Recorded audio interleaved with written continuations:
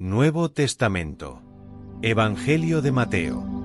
La huida a Egipto y el regreso a Nazaret.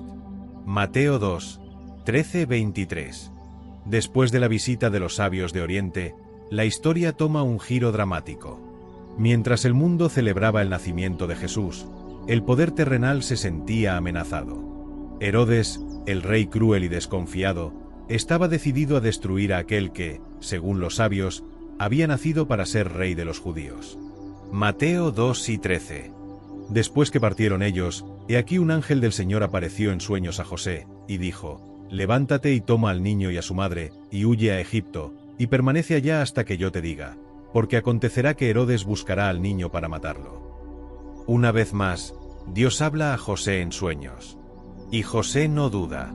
Se levanta, toma a María y al niño, y huye de inmediato.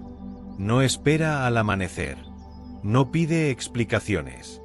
Obedece. Es una familia en fuga, en plena noche, buscando protección en tierra extranjera.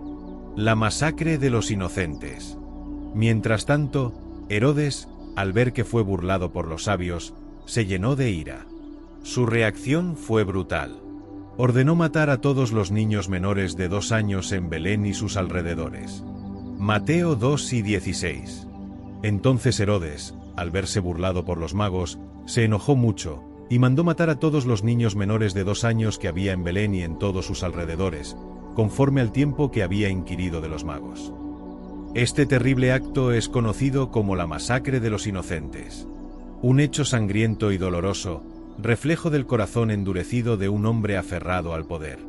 Y al mismo tiempo, una profunda conexión con la historia del pueblo de Israel, recordando a Faraón en Egipto, quien también mandó a matar a los niños hebreos en tiempos de Moisés. Mateo 2, 17-18 conecta esta tragedia con una profecía de Jeremías. Voz fue oída en Ramá, grande lamentación, lloro y gemido, Raquel que llora a sus hijos, y no quiso ser consolada, porque perecieron. Raquel, madre simbólica de Israel, llora por sus hijos muertos. Es un momento oscuro, pero que anuncia la llegada de una gran luz. Egipto, refugio temporal. Mientras Herodes desata el caos, Jesús está a salvo en Egipto, bajo la protección de Dios. Este viaje también cumple una profecía del Antiguo Testamento. Mateo 2 y 15. Y estuvo allá hasta la muerte de Herodes, para que se cumpliese lo que dijo el Señor por medio del profeta, cuando dijo: De Egipto llamé a mi hijo. Esta cita proviene de Oseas 11, 1, y aunque originalmente se refería a Israel como nación, Mateo la aplica a Jesús, el Hijo de Dios. Así como Israel fue llamado de Egipto para ser el pueblo de Dios, Jesús es el nuevo Israel, el verdadero Hijo que cumplirá la voluntad del Padre. Regreso a Nazaret. Después de la muerte de Herodes, el ángel vuelve a hablar con José en sueños. Mateo 2, 19-20. Muerto Herodes, he aquí un ángel del Señor apareció en sueños a José en Egipto, diciendo: Levántate, toma al niño y a su madre, y vete a tierra de Israel, porque han muerto los que procuraban la muerte del niño. José obedece una vez más. Pero al enterarse de que el hijo de Herodes, Arquelao, reina en Judea, teme regresar allí. Entonces, advertido de nuevo por Dios en sueños, se dirige a Galilea y se establece en Nazaret. Mateo 2 y 23. Y vino y habitó en la ciudad que se llama Nazaret, para que se cumpliese lo que fue dicho por los profetas, que habría de ser llamado Nazareno. Este versículo es enigmático. No existe una profecía literal que diga será llamado Nazareno, pero Mateo parece referirse a una idea profética general. El Mesías sería despreciado, y Nazaret era un pueblo insignificante, asociado al anonimato y al desprecio. Conclusión. Dios protege su plan en medio del caos. Jesús, siendo aún un niño, ya es rechazado y perseguido. Su vida comienza con huida, exilio y amenaza, pero también con obediencia, dirección divina y cumplimiento profético. Cada paso está en manos de Dios, quien cuida a su Hijo en silencio, guiando a una familia humilde que, sin saberlo, está escribiendo la historia más grande de todos los tiempos. El ministerio de Juan el Bautista y el bautismo de Jesús. Mateo 3, 1-17. Pasaron varios años desde el regreso de Jesús a Nazaret. Ahora, el Evangelio da un salto en el tiempo. Jesús ya es adulto, y en el desierto de Judea, una voz empieza a resonar con fuerza. No es la de un político, ni la de un sacerdote del templo. Es la voz de un profeta, el primero en siglos, Juan el Bautista. Mateo 3, 1-2.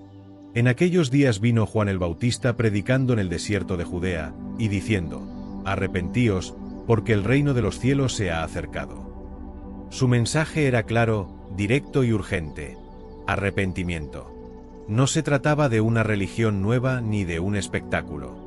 Juan no hablaba para agradar. Hablaba para confrontar.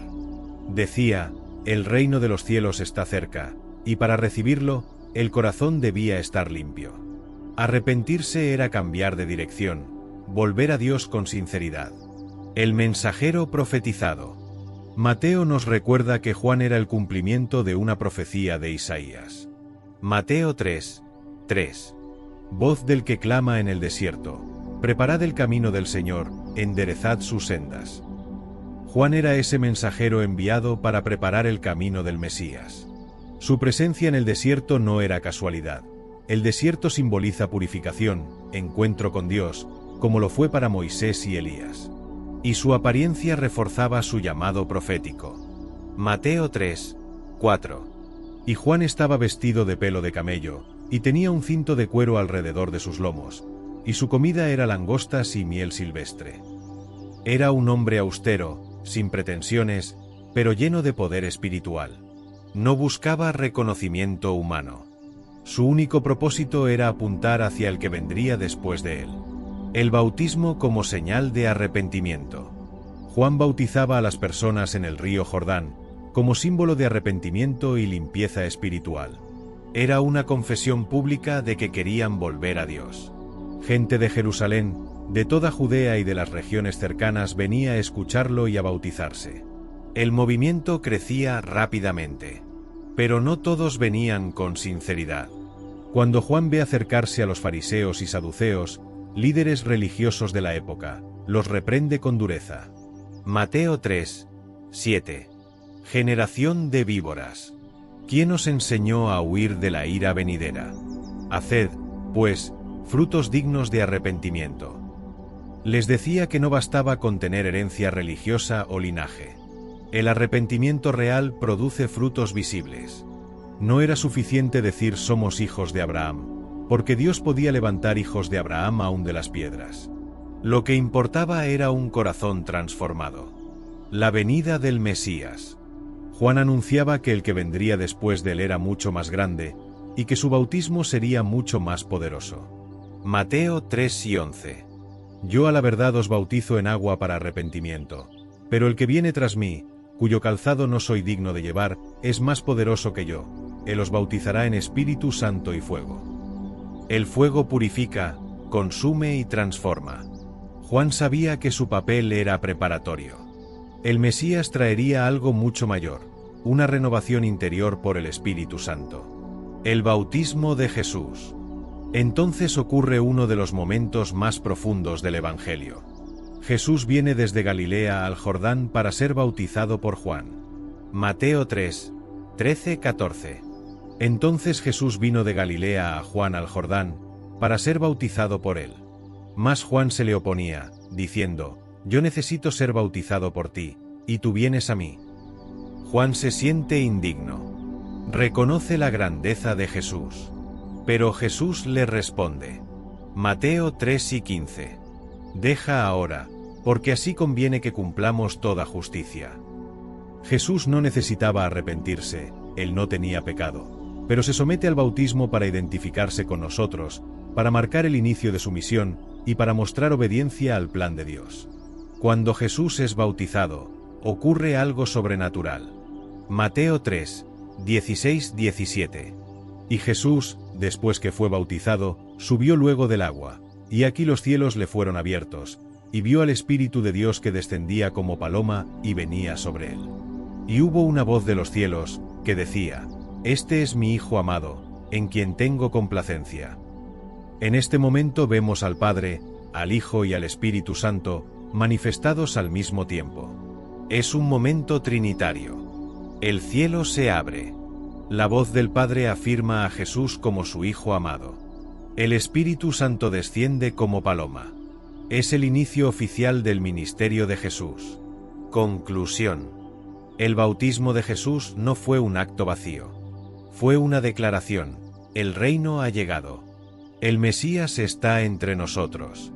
Juan preparó el camino con valor y verdad. Jesús, el Cordero de Dios, se presenta no en un trono, sino en las aguas del arrepentimiento, identificándose con los hombres para redimirlos desde adentro. Las tentaciones de Jesús en el desierto.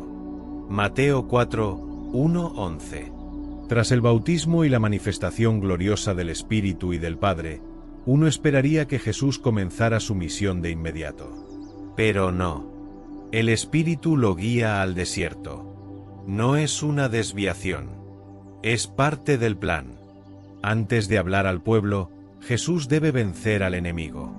Mateo 4, 1. Entonces Jesús fue llevado por el Espíritu al desierto, para ser tentado por el diablo.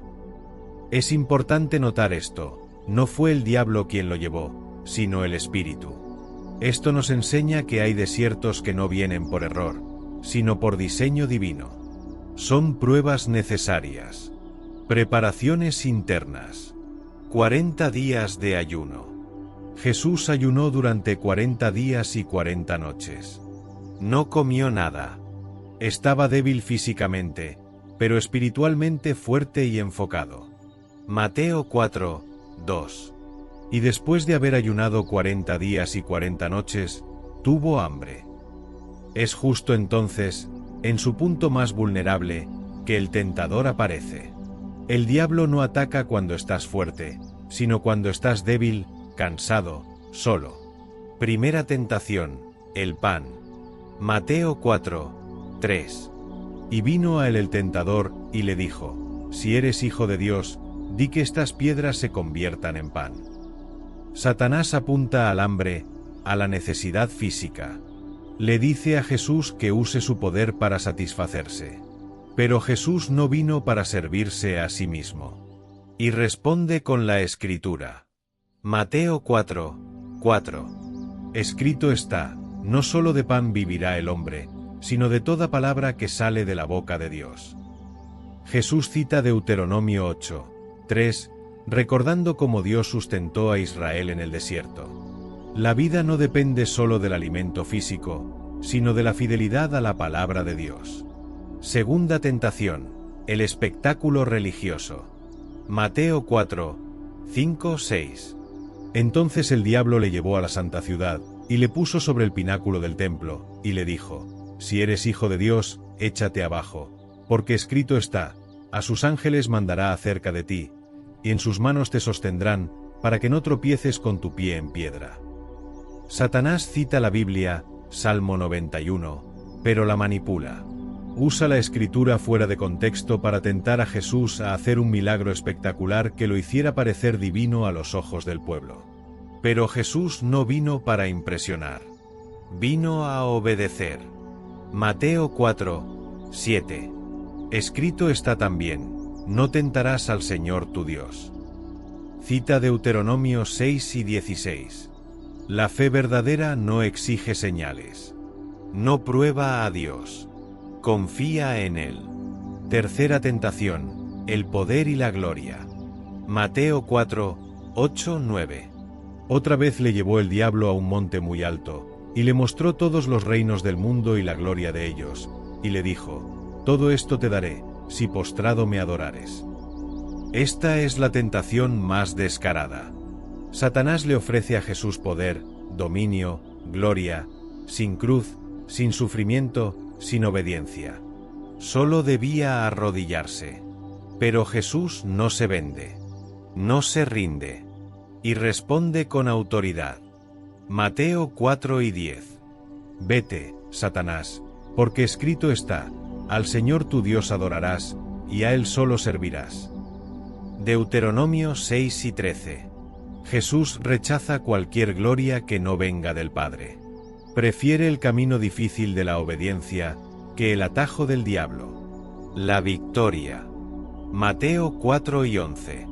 El diablo entonces le dejó, y he aquí vinieron ángeles y le servían. Jesús vence, no con milagros, sino con la palabra, no con fuerza, sino con fidelidad. El enemigo se retira, y los ángeles, ahora sí, vienen a atender al Hijo obediente.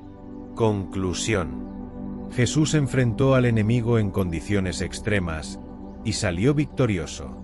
Su victoria en el desierto es la antesala de su victoria final en la cruz. Allí donde Israel falló, donde Adán cayó, Jesús triunfa. Y su victoria nos muestra que la tentación no es pecado, pero sí lo es ceder. Y que con la palabra de Dios como espada, también nosotros podemos resistir. Si esta historia tocó tu corazón, si te ayudó a entender un poco más del amor y del plan de Dios, te invito a que te suscribas al canal. Aquí compartimos cada semana relatos que iluminan el alma y nos acercan más a la verdad de la palabra. Y si crees que este mensaje puede bendecir a alguien más, no dudes en compartirlo. Tal vez hoy, alguien necesita escuchar que Dios cumple sus promesas, que guía los pasos del que lo busca y que aún en lo más humilde, pueden hacer lo más grande. Gracias por estar aquí. Que Dios te bendiga, y nos vemos en el próximo vídeo. Amén.